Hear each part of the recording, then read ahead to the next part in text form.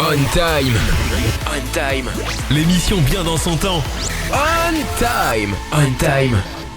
Bonsoir à tous, bienvenue sur On Time, l'émission bien dans son temps, comme chaque mercredi soir.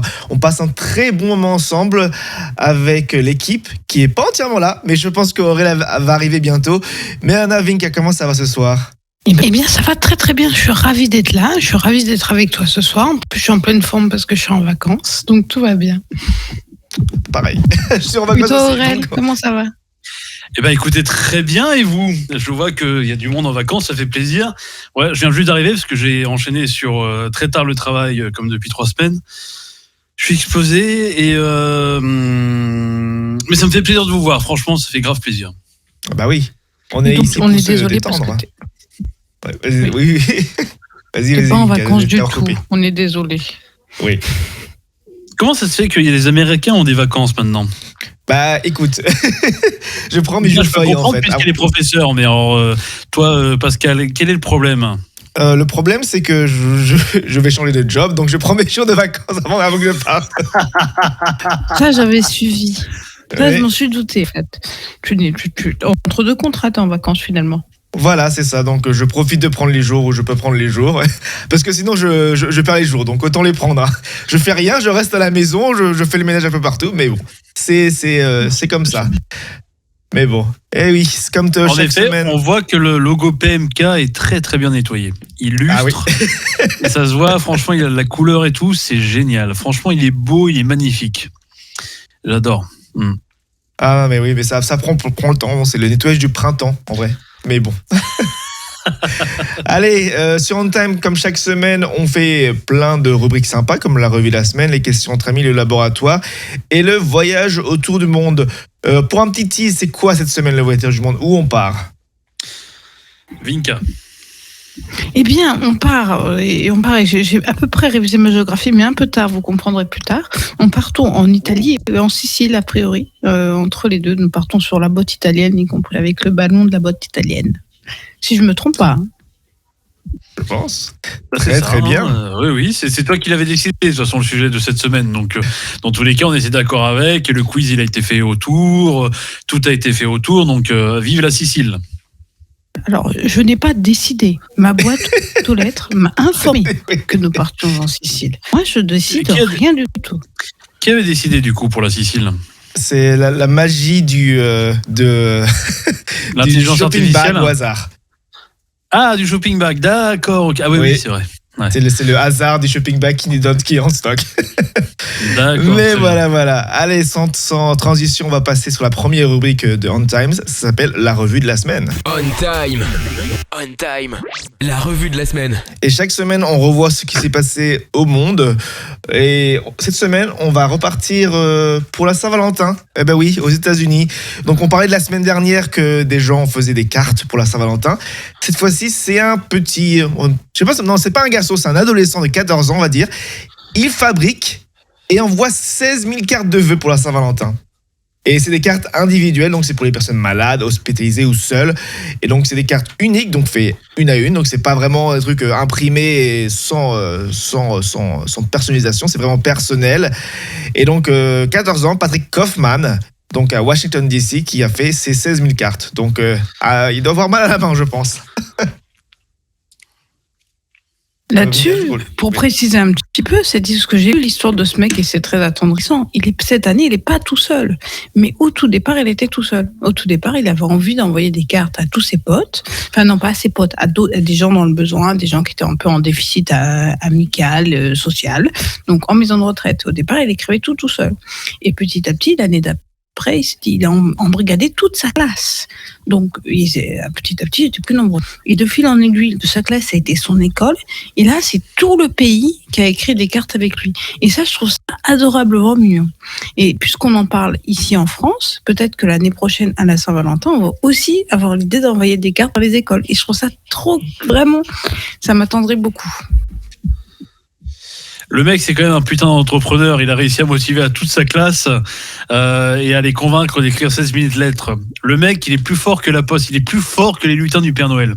Franchement, respect à lui parce que nous, on avait fait à peu près la même chose au collège à l'époque, si vous voulez que je vous raconte. Vas-y. Bon, peut-être que ça va peut-être vous choquer pour certains ou n'importe, mais du coup, voilà, on s'était préparé, on s'est dit comment fêter une bonne Saint-Valentin, etc. Et donc du coup, on avait pris, on s'était dit on va quand même se limiter, mais on avait pris donc du coup 400.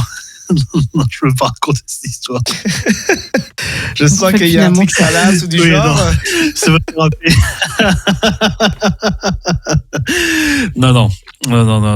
Non, par contre, alors je me souviens, par contre, non, j'ai une anecdote. D'accord, vas-y, Aurel. Je me souviens de Gros Charot qui écrivait pas juste une lettre à une personne en particulier. Non, les gars multipliaient les chances. C'était comme au loto pour le coup. Ils écrivaient 4, 5, 6, 7, 8 lettres parfois à des nanas différentes qui n'étaient pas forcément dans les mêmes classes parce que sinon, bien évidemment, c'était gaulé. Et juste pour multiplier les chances. L'auto a qui le tour et franchement, ça fonctionnait pas mal parce que moi-même, j'y ai participé pour le coup. Je me suis fait avoir parce que je l'ai reçu également des lettres de la même personne aussi pour le coup, mais on avait passé une très bonne soirée après derrière. C'était pas mon premier baiser, mais c'était pas une non plus. C'était ma 3e nuit avec une fille qui était très sympa. D'accord. Quel beau rattrapage. Tout ça Oui. pour dire qu'il a fait une grosse bêtise, mais finalement, il s'est bien rattrapé derrière. Ah là, il veut pas c'est mignon. il veut pas se faire ce comme ça. Ah non, pas ce soir, c'est ça pour la prochaine fois. Mais on ne saura pas ce qu'il a acheté 400 fois. Voilà. Et d'ailleurs, maintenant, on va partir en Bretagne. Je ne sais pas si c'est lié, mais c'est en Bretagne qu'un fait divers se déroule. Un homme se blesse en faisant une raclette. Donc, je ne sais pas si c'est Aurel. Il vient d'arriver. Hein. Ça peut arriver, c'est possible. Et dans le cas présent, les gendarmes lui sauvent la vie. Pourquoi ? Parce qu'en fait, donc ils appellent les secours et la personne, les gendarmes, les gendarmes pensent avoir affaire à une rixe, soit des combats, etc. Bah non, c'est juste une raclette. Donc une personne qui justement a reçu un coup de couteau, mais parce que c'est à cause justement d'une raclette. C'est tout. Et donc apparemment le couteau a ripé alors qu'il coupait du fromage surgelé. Donc c'est peut-être la raison, hein, faut pas prenez du bon fromage, pas du fromage surgelé pour la raclette s'il vous plaît. Et donc plus de peur que de mal, les gendarmes sont invités pour le sauver et donc les a invités à partager cette raclette en remerciement. Donc plus de mal que plus de bien. Ah oui, que de mal. 65 ans quand même. Là, je suis en train de lire l'article en même temps. Ah oui. Mais quand même, mais ça part vite des fois en Bretagne. Oui, c'est improbable. Moi, c'est improbable d'appeler la gendarmerie.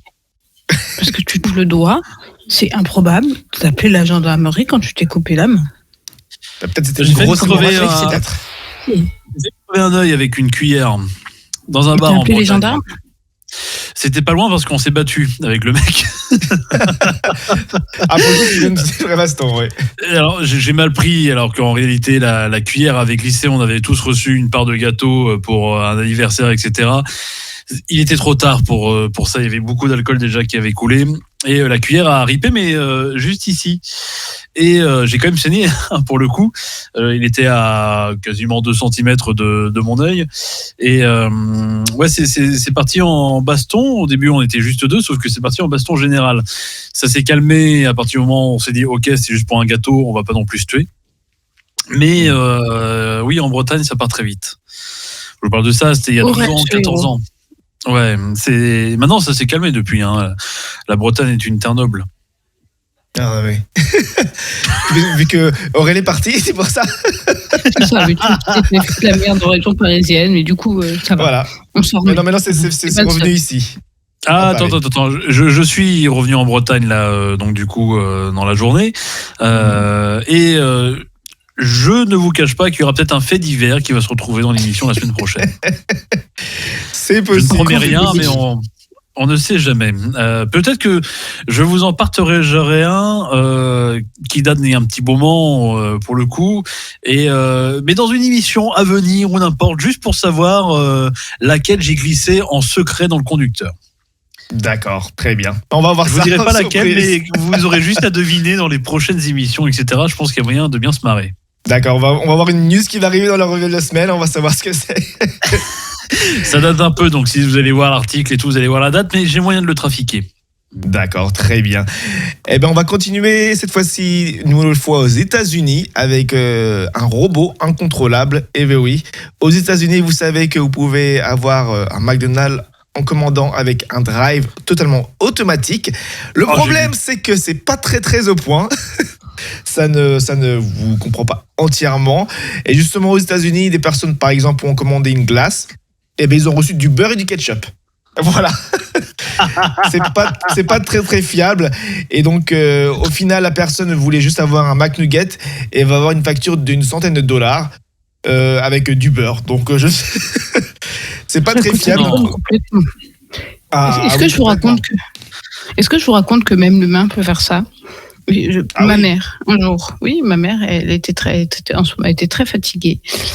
Pardon, est-ce que tu nous montres le robot?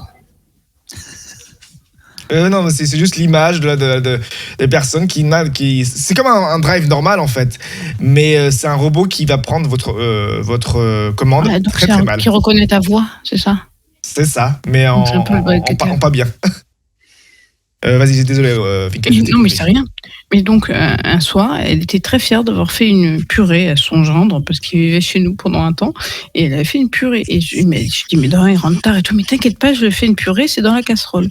Et donc, le jeune homme rentre, et ma mère dit, mais tiens, je t'ai fait une purée. Et en fait, elle était tellement fatiguée qu'elle avait mis le sachet, le lait, l'eau dans la casserole sans rien mélanger. Juste, il y avait tout à refaire.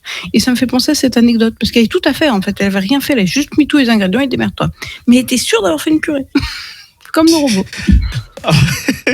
Bon, moi après, tu vas juste mélanger. Ça va être ça après. Bah non, fallait tout faire. Fallait tout faire cuire, fallait tout faire. En fait, elle n'avait rien fait du tout. Elle avait juste tout sorti. Ah d'accord, c'est même pas ok. C'est même pas dedans et prêt. Ok, d'accord. Rien n'était prêt. On parle d'une purée mousseline. Oui, c'est ça. En plus, c'était une purée mousseline. J'étais sûre d'en avoir fait une. J'ai même pas de commentaire à apporter à ce témoignage tellement que c'est affligeant. Mais on cuisine tous mal dans la famille. C'est cette famille. Aujourd'hui, un cake qui est dramatiquement raté. J'ai confondu beaucoup. C'était pas une quiche Lorraine, c'était une quiche quoi du coup? Non, mais au départ c'était un cake, mais j'ai mélangé avec la recette de la quiche. Ah, donc du coup c'est devenu une quiche. Non, c'est devenu un cake fondant. Un cake fondant. D'accord. Ah oui, c'est comme un cake au chocolat, sauf que c'est un fondant. Une tartiflette? Non, j'ai pas raté la tartiflette. Donc oui, j'étais content de faire l'émission avec vous le mercredi soir pour apprendre des choses, pour qu'on découvre d'autres pays, etc. Quand j'entends ça, et j'ai envie de me tirer. Pour entendre de partir d'un cake et d'une quiche finalement qui devient un flan. Mais on est où en fait? Quelqu'un sait où on est sur une radio de professionnels ou on est vraiment sur des quiches? Je ne sais pas. Mais peut-être de la radio, mais peut-être pas de la cuisine. Ah ben écoutez, quand on va se retrouver quand on va se retrouver fin mars, on va faire de la bouffe mais sans la faire. Je propose que Vinka nous fasse une quiche. Voilà. Non. Ah si, tu vas cuisiner quand même pour nous. Histoire qu'on va peut-être Non, on va cuisiner. Je cuisine mal, Aurel. Je cuisine très mal. T'inquiète pas, je rattraperai tes erreurs. C'est ton homme qui cuisine du coup ou c'est ton fils? Mon homme, il cuisine une tartiflette par semaine. Et le reste, c'est Picard. Et voilà. Ah, d'accord, ok. Bah, vive Picard. Je me suis beaucoup émancipée. Vivement que ton enfant grandisse pour commencer à cuisiner à la maison, du coup. Ou est-ce que tu penses qu'il va mériter des gènes, du coup, de vous? Il va sans doute hériter des gènes de ma mère, de ma grand-mère. Personne, tout le monde est nul en cuisine. D'accord. Même ma mère qui m'a adoptée, elle est nulle en cuisine.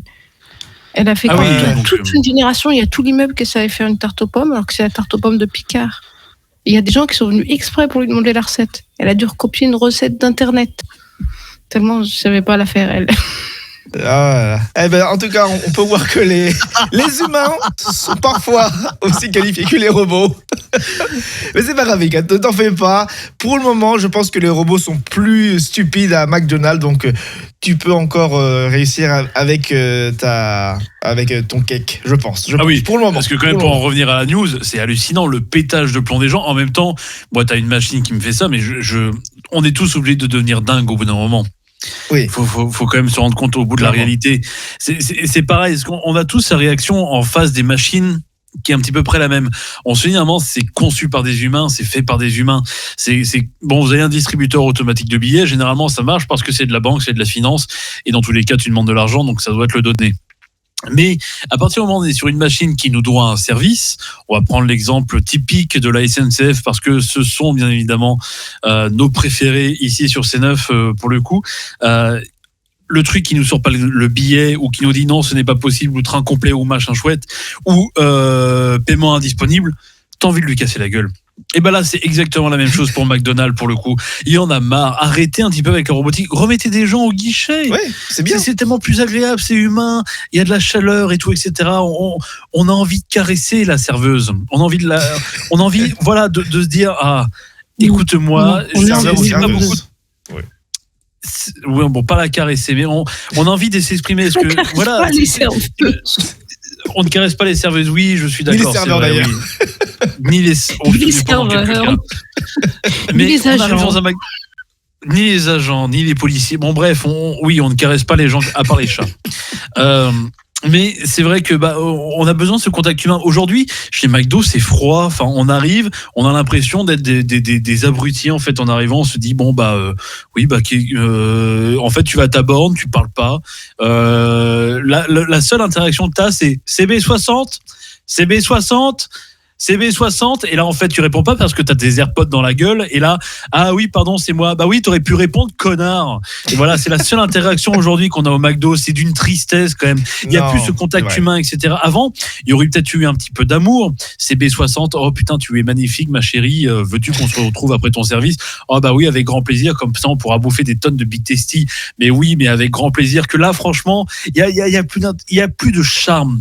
Il manque ce charme. Alors qu'au Buffalo Grill, tu commandes tes 3 viandes braisées. Là, tu sens qu'il y a de l'amour avec la serveuse. Tu lui dis, écoutez, je vais prendre déjà votre salade gratuite parce qu'elle est gratuite. Donc, ça me fait bien évidemment plaisir. Ensuite, si on peut aller quasiment jusqu'au dessert, ça va aller. Puis si je peux vous ramener après le dessert, écoutez, c'est un moment merveilleux que je passerai avec vous. Et toute ma vie, je me souviendrai du Buffalo Grill. Aujourd'hui, on va plus mettre une note à des robots sur McDo, puisque dans tous les cas, le service, il va pas changer, puisque ce sont quasiment en fait des personnes robots qui nous font le McDo. Donc on a plus envie de dire, par exemple, ce guichet numéro 5 était nul, puisque dans tous les cas, les guichets se ressemblent et ont la même vitesse, ont la même capacité de répétition. Quoique la dernière fois, je me suis énervé contre un guichet. Parce que le guichet, il répondait vraiment trop lentement pour moi. Je voulais juste un menu Big Tasty et puis un menu Maxi Best Of avec Royal Bacon. Le temps que le Royal Bacon se mette en ligne sur la commande, il y a eu au moins 30 secondes de latence. Je trouve ça inadmissible. Et c'est là qu'il y a pas de latence avec une serveuse, c'est en direct. C'est sensuel. Enfin, il y a un amour entre le récepteur de la commande et l'émetteur. Là, aujourd'hui, on a juste l'impression d'être des espèces de cartes bleues où exactement, voilà. On est juste des cartes bleues avec des paiements sans contact. C'est-à-dire que c'est comme si on prenait nous, hommes ou femmes ou n'importe, enfin voilà, un peu notre sexe pour le coup, et qu'on le passait juste sur un truc, ça fait titre, mais sans rentrer dedans. C'est-à-dire que on va pas au fond des choses. Le pauvre homme. C'est pas facile la vie en ce moment. On sent que c'est pas facile. Le côté tristesse de tout ça, en vrai, c'est qu'on a vécu cette pandémie. On a été enfermés tous et justement, la sortie de cette pandémie, c'est plus de robots partout. Je pense qu'ils n'ont pas compris qu'on a besoin de cette présence humaine et qu'on a besoin de voir les gens, de parler à des gens, de ne pas parler à des machines. Parce que pendant 2 ans, moi, je parlais des machines, je devant mon ordinateur, je fais rien, je reste là. Et encore, nous, en France, on va s'estimer heureux parce qu'on a encore beaucoup de serveurs, etc.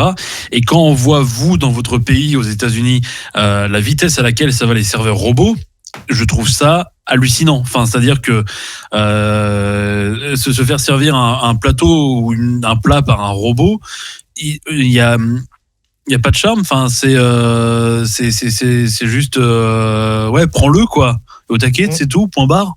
Enfin, t'as déjà mangé dans un resto comme ça, Pascal? Totalement automatisé. Ouais. Oui, j'ai même vu dans un resto qui faisait les burgers via un robot. Donc il y a le robot qui fait le burger devant toi, qui coupe le pain, qui te met la viande, qui te met sur le... C'est bon, mais j'ai fait juste une fois parce que c'était pour le côté intéressant. Mais oui, il y avait c'est pas de côté humain, c'était vraiment tout est fait, le paiement tu payes sur ton téléphone tu le vois le robot qui fait tout. Et donc, il y a plus d'humain.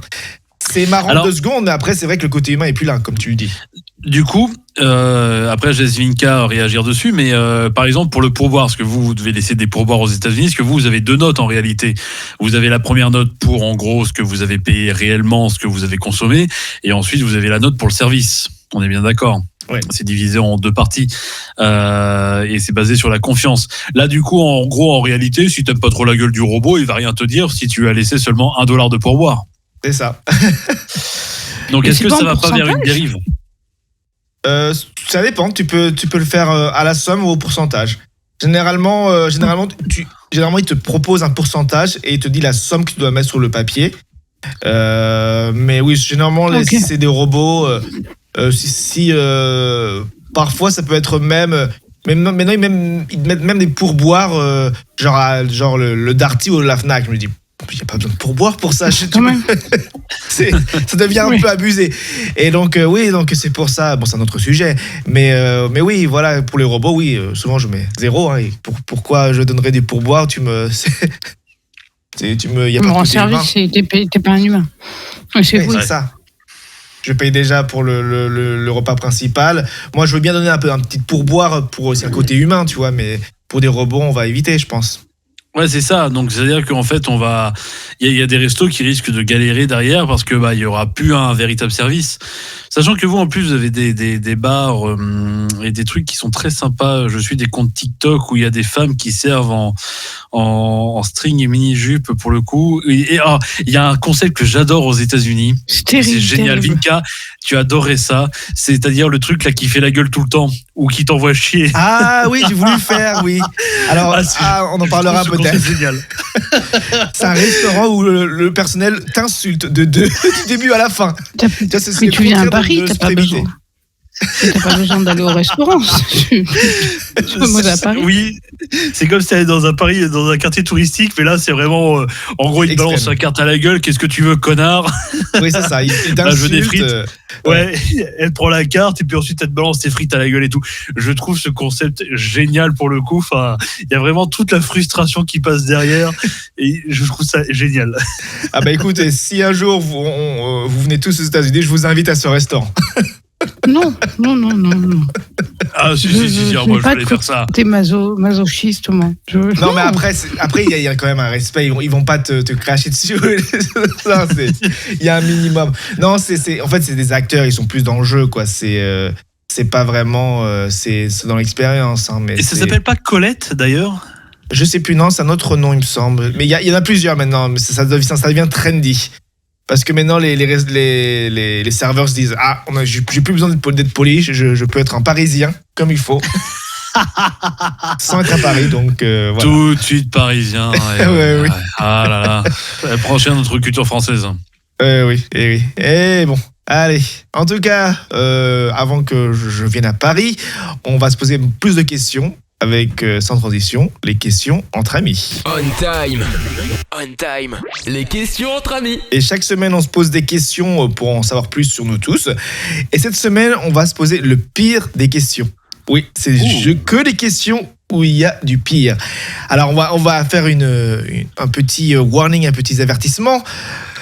Surtout à Aurel, on va essayer de rester dans les cloisons et éviter de se faire cancel avec la première question. Quelle est la pire blague que tu n'aies jamais entendue? Je commence là. Oui, avec les avertissements qu'il faut. Ok, très bien. Que dit un pédophile radin? Du coup, ça commence mal. Oh, doucement sur les bonbons. Voilà. Oh, ça va. Elle est mignonne. Sinon, je peux vous en sortir vite fait une autre, mais qui est vraiment mignonne pour le coup. Quelle est la différence entre la sodomie et les épinards? Ça, toujours pas. Même avec du beurre, les enfants, ils aiment pas ça. D'accord. On est vraiment dans le pire des blagues. Vinka, je te laisse sortir la tienne. Une blague pire. Alors, c'est pas la blague pire, mais ça m'a fait rire parce qu'on a une amie en commun, Audrey, qui fait toujours la même blague depuis 10 ans sur le kiwi du frigo, qui n'est pas un kiwi, mais qui est un œuf parce qu'il a des poils. Je la raconte très très mal parce que je sais pas raconter les blagues. Vous la connaissez, cette blague-là? Je sais pas. Audrey pas nous moi. a fait 1000 fois. Alors, je sais pas la raconter. Mais du coup, je sais pas la raconter. C'est 2 œufs dans un frigo. Et il y a un œuf qui dit à l'autre, t'es un œuf bizarre, toi, t'as plein de poils. Et il y a le kiwi qui répond, il y a l'œuf, le GME qui répond, mais c'est normal, je suis pas un œuf, je suis un kiwi. Voilà, je suis nulle pour la. Mais ce qui m'a fait rire, c'est que cette semaine, qui a repris cette blague. Il faut absolument que j'écrive à Audrey pour dire qu'elle a tellement raconté à tout le monde que même le community manager de Aldi l'a prise. Quelle classe. Ah ouais. Ah non, mais clairement, c'est. À force de la faire, elle devient dans l'espace culturel français. Oui. Ah oui. C'est neuf. Personnellement, j'ai pas vraiment de. Je fais les questions et parfois j'ai pas vraiment de pire blague. En plus, vous trichez tous, je le vois. Je suis sûr que vous trichez tous les deux. Toi, tu les écris et je suis sûr qu'Aurel, il les regarde à l'avance. Moi, je suis sage, moi, je regarde pas une seule truc. Je suis sûr qu'Aurel. Il y a souligné pour voir les spoilers, donc techniquement, on peut voir la page sans les regarder. Mais je sais pas, moi, les blagues, les nuls, les blagues nulles. La blague du petit-déj, pas de bol, truc du genre. Ou la blague qui fait rire, le riz. Bon, c'est très asiatique, hein, mais bon, c'est raccord, on va dire. Mais voilà, c'est une des pires blagues que j'ai entendues. Et maintenant, on va partir dans un autre univers, l'univers du film. Quel est le pire film que vous ayez vu? Et vous ne pouvez pas parler du dernier Astérix. Alors, on va commencer avec Aurel. Ah, Vinka, alors. Vinka, quel est le pire film? Il y en a deux. Il y en a un que j'ai vu avec un pote et on est parti parce que la salle se vidait tellement c'était mal joué, mauvais et mal intentionné. C'était L'Inconnu du lac. C'était long, c'était mauvais, c'était plein de clichés, c'était dégueulasse, c'était très très nul. Ça mélangeait une intrigue d'amour homosexuel avec une parabole, avec un silure mortel dans un lac. C'était nul. On est parti avant la fin, on allait boire un verre. C'est un des pires films que j'ai vus.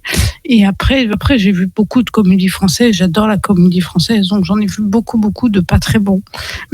Mais le pire, c'était L'Inconnu du lac, je crois. D'accord. Et pour ma part, moi, je dirais... moi, dernièrement, si je prends un film dernier, c'est le dernier Matrix, qui était vraiment pas terrible, en vrai. Je suis même parti du cinéma parce que le cinéma était dysfonctionnel, parce que la clim était trop forte. Et donc, j'avais mon anorak, etc. Il faisait vraiment trop froid. Et le film n'était pas bon. Mais en film français, c'est, je pense, les derniers Taxis, les Taxis 4, etc. C'était pas terrible, quoi. C'était des films qu'on se dit, ça aurait dû s'arrêter plus tôt. Donc, c'est un peu là où je me dis que c'est mieux que de regarder les premiers. Mais voilà, c'est un peu mon avis. Et toi, Aurel, est-ce que tu as une idée de film? Le troisième Visiteur, La Révolution, c'est une catastrophe. Faut quand même le dire. Ils ont fait 2 chefs-d'œuvre avec Jean Reno, Christian Clavier pour les 2 premiers, et terminé par ça, c'est vraiment une destruction. Les Bronzés 3, je pense que ça fait partie aussi de l'un des pires films. J'y ai pas pensé, mais oui, c'était horrible. C'était mauvais. Ouais. Le Aladdin aussi, avec Kev Adams. Dur, je crois que... j'ai été le voir juste histoire de me donner une idée, parce que j'avais essayé de l'imiter à l'époque. Je crois que la salle s'est vidée en 20 minutes. Qu'est-ce qu'on pourrait avoir encore? RTT aussi avec Cadmerade. C'est dur. Il y avait le dernier Ducobu aussi avec Elise Moon. Autant que le premier encore, à la limite, il reprend un peu les traits du personnage, de l'histoire, etc. Et franchement, le dernier, c'est une catastrophe. Non, faut pas faire ça. Les BD en dessin animé, j'ai vu hier un reportage sur Astérix et Obélix qui vient de sortir en France. C'est pas toujours une bonne idée de les faire en film. Non. Mais c'est. Non. Mais bon. J'ai pas vu Astérix encore. Ça fait des films qu'on peut mettre dans le, comment dire en français, le background, derrière, sans le regarder. La poubelle. Voilà, la poubelle, oui. Donc, des films qui sont dans le background. Et donc, maintenant, la dernière question du pire des questions. Quelle est la pire crasse que l'on t'ait faite ou que tu aies faite? Qui peut être un conseil ou aussi, pareil.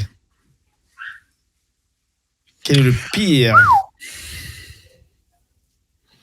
Ça peut être... Je suis quelqu'un de petit, moi.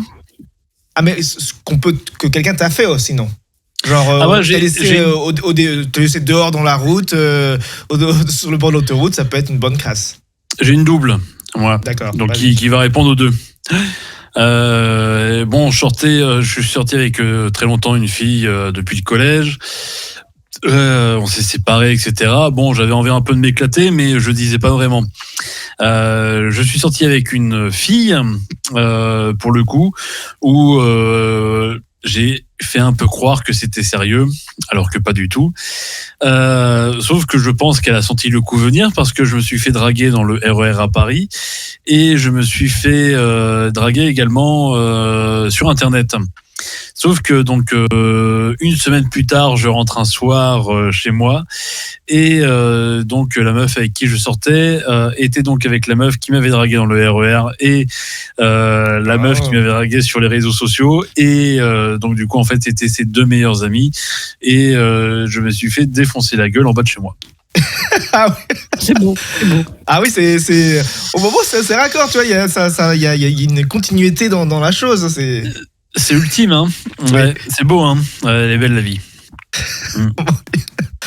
Bon, c'est bien réussi, je pense. Hein. Ah, oui. Je pense qu'on va terminer sur cette question et on va justement partir maintenant un peu dans l'univers de la dégustation avec le laboratoire. On time, le laboratoire. Chaque mercredi soir, on teste des choses et cette fois-ci, on va déguster quelque chose et cette fois-ci, c'est Vinka qui s'y colle. Tout à fait. Alors, j'ai reçu dans ma boîte aux lettres une très jolie boîte qui a encore surpris tout le monde. Qu'est-ce que c'est que ce truc? Qu'est-ce que tu as commandé encore? À chaque fois, j'ai toujours à justifier ces réceptions. Donc, j'ai reçu une très jolie boîte avec des campanelle de Sicilia. Et ça a l'air très, très bon. C'est des petits gâteaux. Je l'ouvre en même temps. Je l'ai préouverte, mais je n'ai pas goûté encore. C'est des petits gâteaux sur lit de petits biscuits. Tu as un petit gâteau. Et je vais goûter ceux qui sont à la crème avec de la pistache. Ça a l'air très, très bon. Et pour une fois, alors vraiment, de tous ceux qu'on a eus, c'est ceux qui donnent le plus envie. Je tiens à le signaler quand même. Et je remercie la production pour son choix. Il a été un peu intriguant.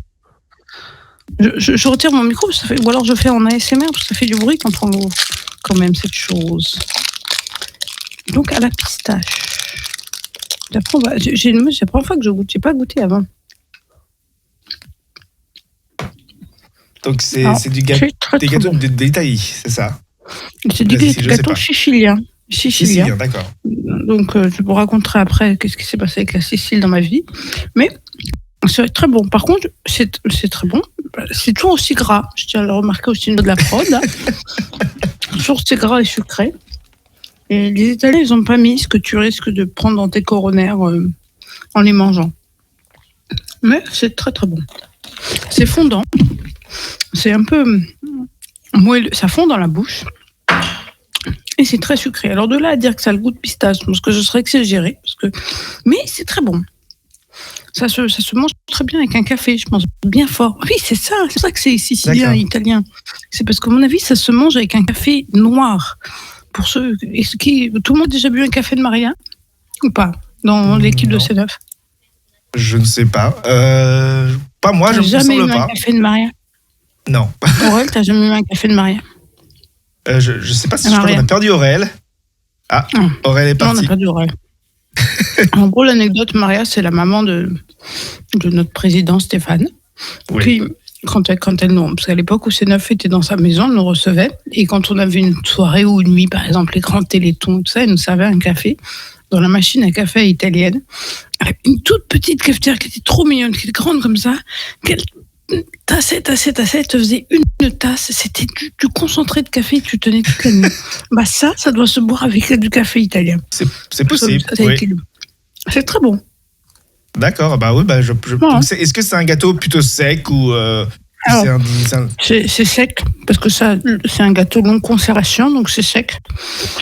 Et au-dessus, t'as de la crème. C'est nul, on voit. Au-dessus de la crème, et au tout dessus, tu as une petite noisette ou une petite noix. Et là, c'était la pistache. D'accord. Mais c'est très bon. C'est emballé, c'est très sucré.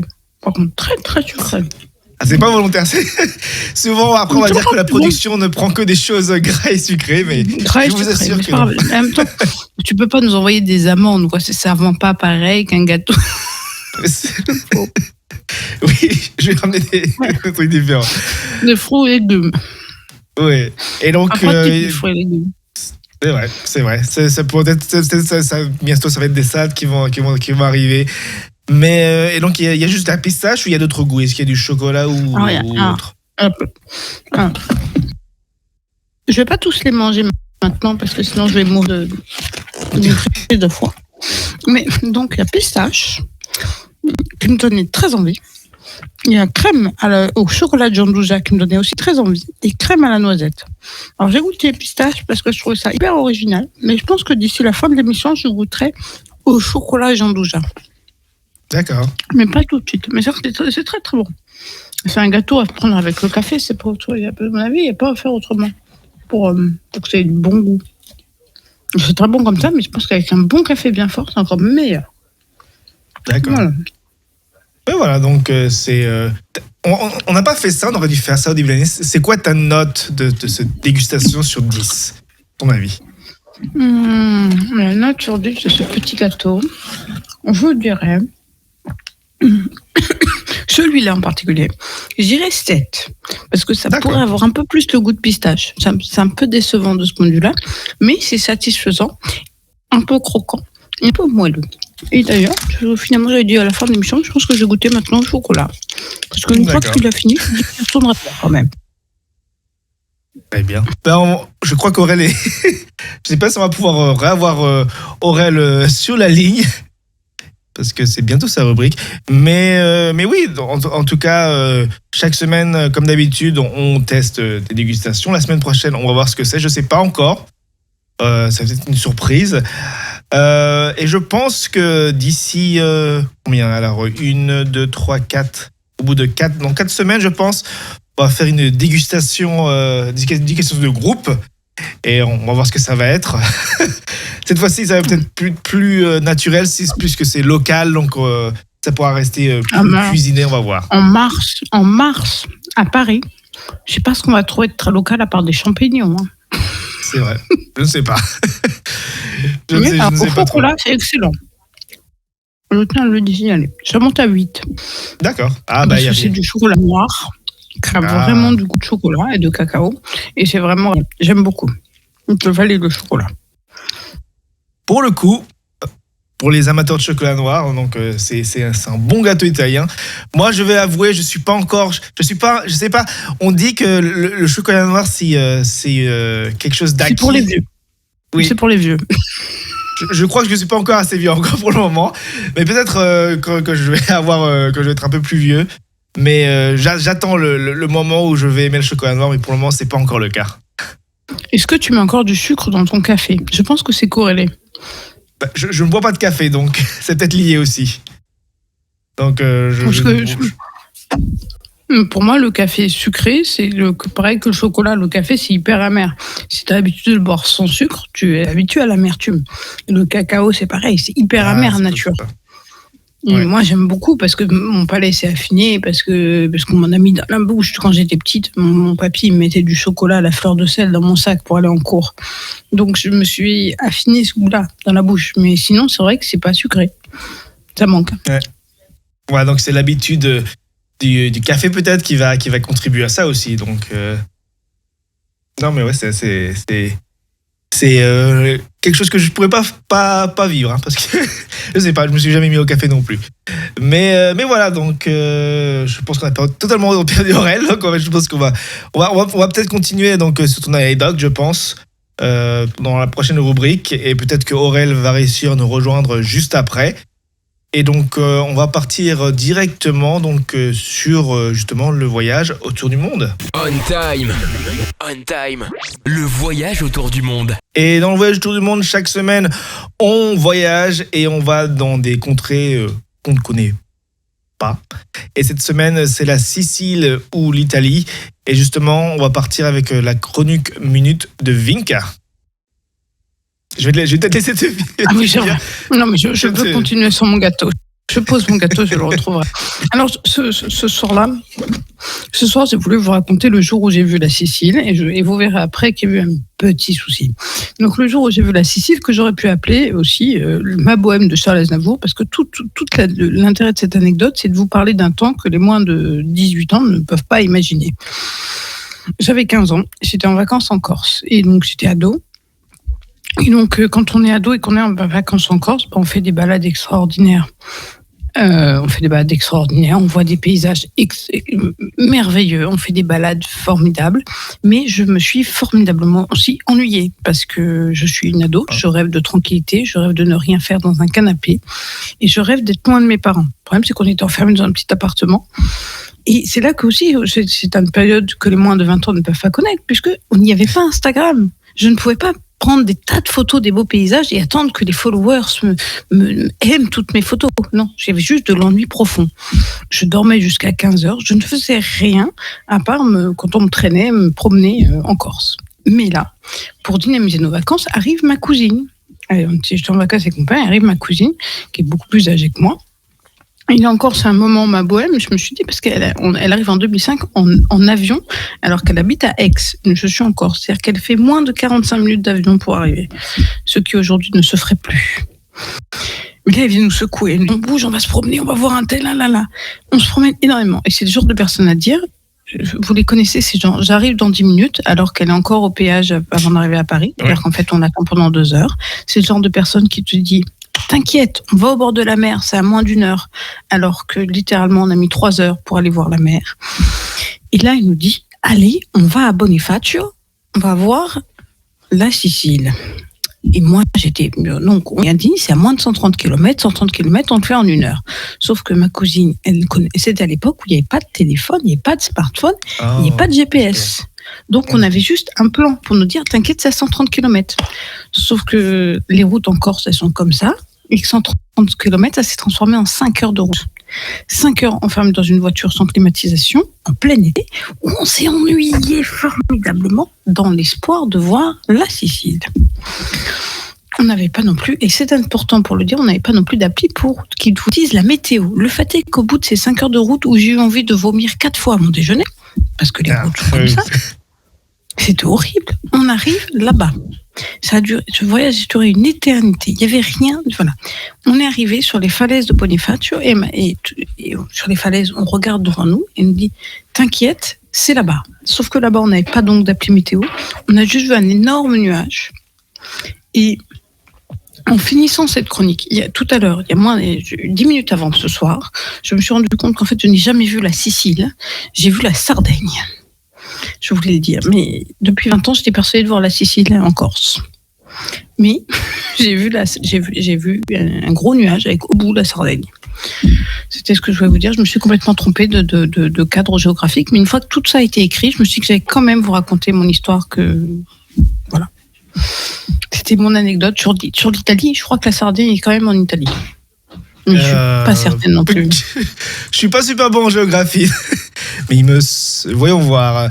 Si on prend la place A, je regarde. C'est pas en France non plus. Non, il ne semble pas.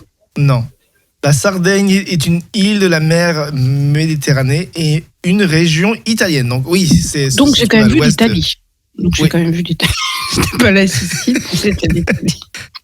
Je pense qu'on va terminer l'émission de On Time et on se donne rendez-vous la semaine prochaine. Même heure, même endroit. Et si vous êtes sur le podcast, écoutez les autres émissions. Allez, on se donne rendez-vous. On fait des bisous. Bye bye. Et à la semaine prochaine. Bisous. Bye bye. On Time. On Time. Avec Aurel, Pascal et Vinka. On Time. On Time.